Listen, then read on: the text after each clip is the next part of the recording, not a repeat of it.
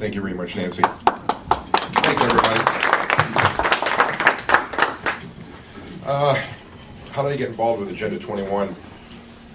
I look back at my life, just like you can look back at your life, and what are your goals? What do you want to achieve as you grow up? You know, when you go through school, college, you want to be able to get married, have kids, have a home, have property, have a farm. You know, these are things, ambitions that you want to have, so when you retire, that you have something you can enjoy your work that you've achieved. And some of that is starting to be restricted in how we can move forward in achieving that. There's a lot of things about this progressive movement of Agenda 21 that, while it may not violate our constitutional laws, there certainly is an interpretation, and that word really seems to come up a lot. If you feel that you're being violated by what's going on, then there is going to be some pushback that we're going to have. My wife and I seem to realize that all the time when our kids bring books home, and it wasn't see Dick run, see Jane and Dick run. It's now something along the lines of part of Agenda 21. How we as people are starting to degrade the quality of life that we have, that we've managed to learn to live in. And going from the cars that are on the road, the fires that we burn, things like that, and how we can make the atmosphere more pristine. And I'm all for being able to improve our environment. The part that I have a problem with is that they're starting it at such a young age, and that the children don't have a chance to balance knowledge with scientific evidence to come to their own conclusion. They're already being drawn into a pattern of what they believe should be the right thing. I have a fundamental problem with that, but again, it's not unconstitutional. So after digging through this Agenda 21 and talking to a bunch of people that were out there, Senator Tom Casperson, one of them, all the problems that are happening up north in the Upper Peninsula with the forestry, looking at how the DNR manages our land, the taking of our land. I took this whole basket of things that I've learned for the past 3.5 years, and I threw it against the wall. Almost everything bounced back except for one thing, and that was private property rights. I can't move as a legislator on anything unless there is a legal ramification or a constitutional tie to it. And this is where the private property rights issue came up. I did see it firsthand with a person within my own district and was able to tie it together. There is a constitutional part that says we have a right to protect our lands. That is already a given. But the way the EPA is working, they have a roundabout solution to be able to acquire your land, or at least degrade the value of your land through internal workings. To give you an example, there's a private property owner that lives on Birch Lake in Elk Rapids, and it's 2 parcels side by side. All total, it's about $675,000, and it's in a beautiful part of the area.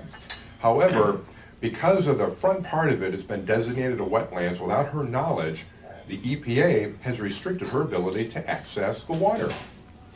Now, do you remember back when we had a representative from the 101st District that tried to push a bill to take away our private property, our rights to water? Dan Scripps? Right. At that time, I didn't put 2 and 2 together. And I just looked at what he was doing, and me being the atmospheric scientist that I am, they wanted to be able to restrict our ability to manage our water rights, right down to the molecular structure.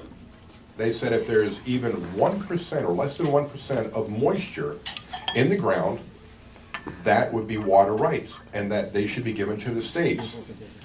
There is nothing that is so dry, even in Arizona, where you have a desert, there is going to be some form of moisture content to 0.001. So in effect, the state wanted to take away our complete rights to our water. That to me was a blatant push to take away our rights to own what we have. My parents had a stream that started right on their property. They would have lost the right to do anything with that stream, both on either side of it. The people who have retired, who have ponds, would have lost their rights to be able to administer it the way they see fit, although there was an environmental side that we wanted to protect. I get all that. But getting back to the basic structure is that Agenda 21 was even being pushed back then, just in a different form. Now when you think back to our presidents, with George Bush, his son, and also Clinton, to what we have now, who is it now? Oh yeah, Obama. All of them agreed with this UN resolution of bringing it into the United States, but they used the term biodiversity and a partnership, collaboration, working together. While it all seems good, looking back at what they were looking at, I would have been hard-pressed to fight against it because it seemed to be really nice. They packaged it in a way that would benefit the community, the state, and the nation as a whole. If anybody didn't like it, they were automatically singled out. So I understood what they were looking at. They just didn't know the complexities and the depth for which how it was going to migrate into the United States. Now, we have a constitution that protects us better than any other nation in the world, and they can embrace the UN resolution any way they want.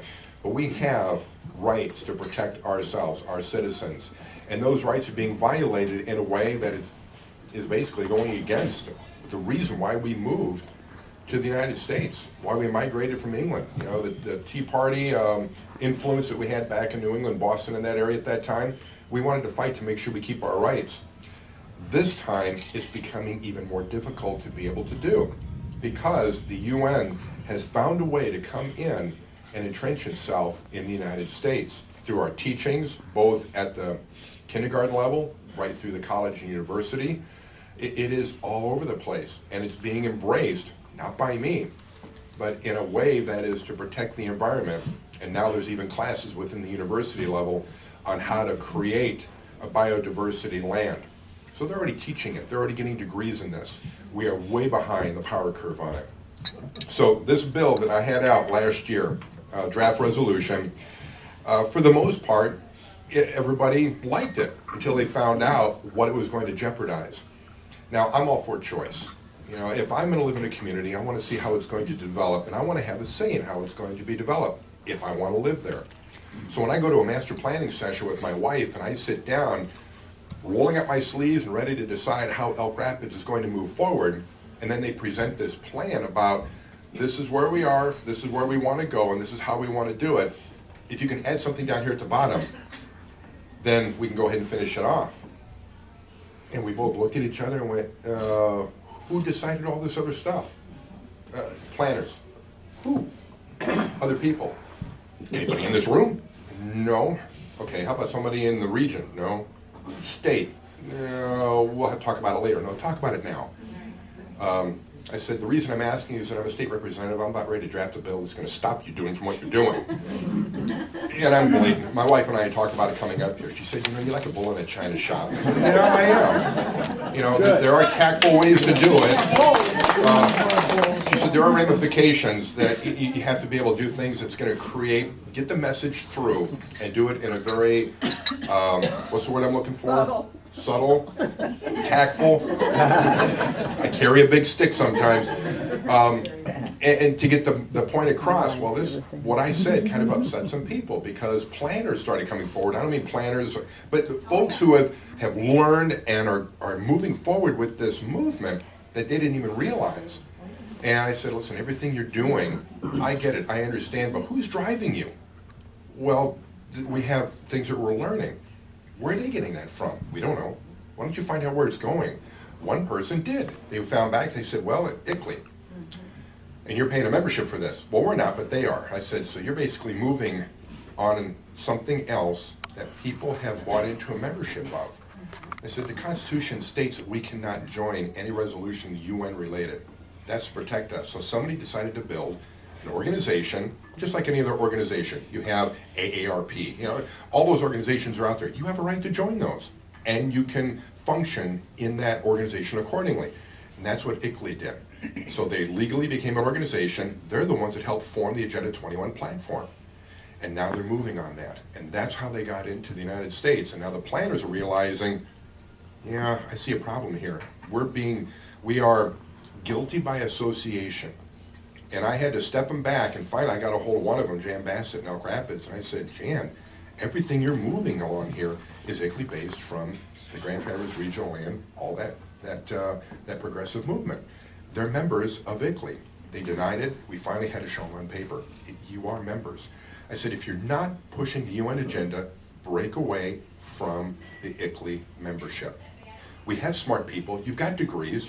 Work with your community and learn how to move forward in a way that is embracing the community. That is the difference in this Agenda 21. They want to move forward with something that we don't get to have a say in. And if we do, it is so minuscule that we don't get to see the effects of our input. I feel as a community, everybody who wants to be involved, come forward, work with the local leaders, and let them work with you on how to move forward. That to us is an effective input of how we want to see our community grow. That's the line of demarcation where I see Agenda 21. They are removing our effective voice to tell them how we want to move forward. So what does this all mean in a roundabout way? Well, the legislation I'm going to put forward again isn't going to be the same. It's going to be changed just a little bit. I am going to put forth a resolution to ban any makings of Agenda 21. A resolution basically is just saying we don't like what's going on, but it doesn't have really any legal authority. The other part is going to be designed for the local community. So everybody, when I started running for office, said, God, please, give us local control. Don't tell us to do everything from Lansing. Fine, I'm going to do just that. This next piece of legislation is going to basically afford the local community, the DDA, or the other planners, the local tools to decide how they want to move forward and what they want to choose, what they don't want to choose. And that we're going to articulate that it doesn't need to be part of the Agenda 21 platform. In Michigan, every community has its own personality. You heard what works for Southern Michigan doesn't work for Northern Michigan, and unfortunately a lot of legislation that is passed seems to take on that own lifestyle. What we passed in the South is automatically going to consume the North, and it doesn't work for everybody. So this legislation is going to be built in a way where it's going to give local control, let you decide how you want to implement your dreams of how your community wants to grow.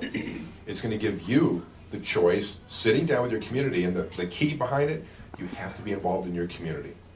I can't do it for you. All I can do is give you the tools to say, yes, we want this, no, we don't want this, and here's how you're going to do it, and they're going to have to implement it. They can't just scratch everything and just move forward. And the other thing is the science-based reasoning, the rationale behind why they do what they do. If they don't have proof of why they're doing what they're going to do, you shouldn't have to accept it and move forward. So it basically just gives you the power, the voice to be able to move forward. The part of Agenda 21, and it's like a Rubik's Cube. There's so many things to this that I don't like, but there's nothing that breaks the Constitution. It doesn't violate law as of yet. Remember that 2-parcel lady down in Elk Rapids? Well, to the one side is a DNR launch, boat launch. On the other side is some land that DEQ works on. They found a way, being able to change the land itself where water drains into these 2 parcels. It is now a wetland. She cannot sell it. If she can, Regional Land Conservancy wants to buy it for $25,000. And she's being pressured really hard. By the way, this teacher is living on food stamps. She's on poverty, and yet she's got over $500,000 that she cannot spend. She tried to sell it to a homeowner who wanted to build a home on it, and the DEQ and Conservancy said, no, you can't do that because it's wetlands. They rendered her property basically useless. That to me is a violation of our constitutional rights, but it's done legally by somebody coming in from the EPA stating, that's a wetlands, DEQ, they can't do that. And the DEQ now has the authority to move forward on it. That's the problem with the UN agenda, is that it has taken hold in a number of our departments at a federal level. So now I have to meet with the DEQ, and I've already told them here a couple of days ago, we are going to meet in Elk Rapids about a property area where there was some changes in the land with ditches that created drainage into this person's property that is now considered wetlands because you guys redirected the water direction. She knew what I was talking about. She said, yeah, I think we need to talk about that pretty soon. We need to get that land back to the lady and unclassified from wetlands back to property that she can build on so she can get her value back. This is how we're being stripped of our rights, and it's wrong. And it's unfortunate the number of people at the federal level and state level are pressured to say, don't say anything, don't do anything. Let's go ahead and push the agenda through the planners. The planners will get upset and say, no, no, no, we can't take this because we realize that we're going to build in a way that's going to help prosper everybody. You can still do it. Just don't do it through Agenda 21. Do it through your local community. Let them have the involvement. In a roundabout way, that's pretty much how it's all worked out. And Nancy was nice enough. Do you love this guy? The hardest part for me is that when I see something, I'm military-minded. I go in, I drop a few bombs, I get the work done, I go home. You can't do that in politics. You have to be very tactful, political, and do things in a way that people can embrace it. And it's unfortunate that the moral compass of some aren't quite as straight as mine. To me, there's a lowest common denominator in everything I do, and that it has to affect the people in a positive way. If it doesn't, I don't push it through. And Agenda 21, trying to nullify it, would be a perfect way to do that. And it gives us the rights of the people, the way we should have it. It may take a little bit of time. It's going to be education. That's going to be our biggest challenge at the state level. We need to educate the people and let them know that when they hear Agenda 21, they have no idea what it is, but they hear the word biodiversity, private partnership, working with the public. When they hear these things, now the flags are going off. They're going, oh yeah, I've heard that just the other day. Now look, because public-private partnership sounds great until you see what they're trying to work on.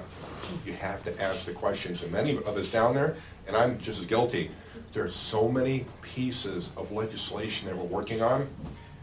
I'm multi-talented, multitasking. And my wife says I can multitask better than any woman in the world. I get burnt out at times because of all the things I'm doing. So I can't watch every little thing, but if you hear of people who are complaining about their rights, their property being violated, let me know. Be my ears, be my eyes, be the finger on the pulse, and don't assume just because they have a problem that I already know about it. I need as many, and this is from Lieutenant Governor Brian Calley, I need as many arrows in my quiver to be able to fire back at the right time. And I'm collecting these arrows one at a time. Each one of you is an arrow. And if you hear something going on, that's just another quiver, that's another arrow in my quiver. And I need that to be able to fight this. So Nancy, I want to thank you very much for being able to ask me to come up. I'll be out afterwards here to answer any more questions about this or something about healthcare exchange, whatever. Thanks a lot, Greg.